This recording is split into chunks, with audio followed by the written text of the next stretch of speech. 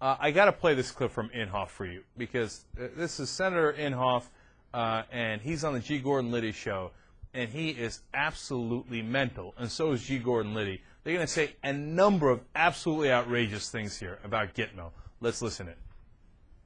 At the same time, he backed off of charging our veterans for their health care to saying that we're going to accelerate the getting out of Gitmo. I think you and I talked about that once before, and I'm sure that I know that you talk about it all the time, but people are going to have to realize we have to continue with Guantanamo Bay. There's no place else in the world that we can send these terrorists and have them, the detainees, cared for and out of circulation.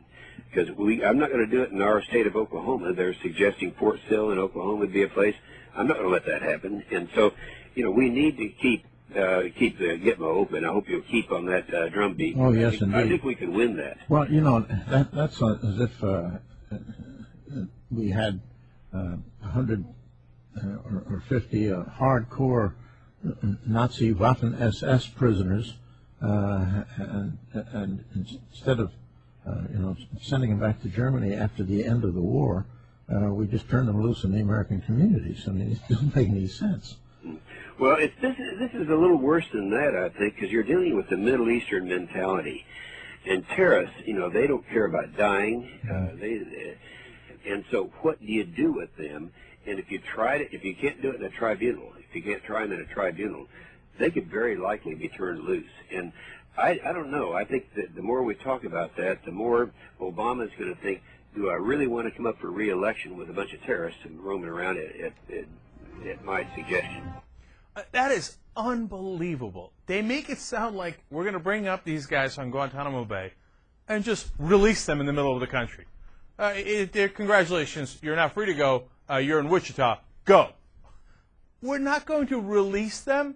We're going to bring them up here and try them and then hold them in maximum security prisons like the one in Colorado that has the Unabomber and the First World Trade Center bomber and the Oklahoma City bomber.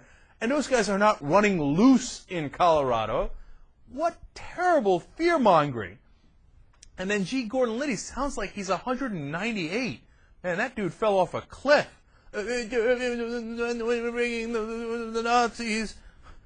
And by the way, we did bring Nazi prisoners here. We brought them to Alabama. And we kept them prisoners. And it was totally fine. And we treated them a hell of a lot more humanely and got a lot more real and useful information out of them than we did from the so-called Al-Qaeda guys, some real Al-Qaeda guys, and some that were just captured somewhere near a battlefield in Afghanistan that we have in Guantanamo Bay now. And the funny part about it is, we actually did let some of them loose in the country. In fact, NASA hired some of the former Nazis. And some of them lived in Alabama. In fact, there was a guy in Wisconsin that we just found. Okay? But we're not going to let these guys go, and they know that. But the worst part of the whole thing is at the end when Inhofe says, oh, these guys are worse than Nazis.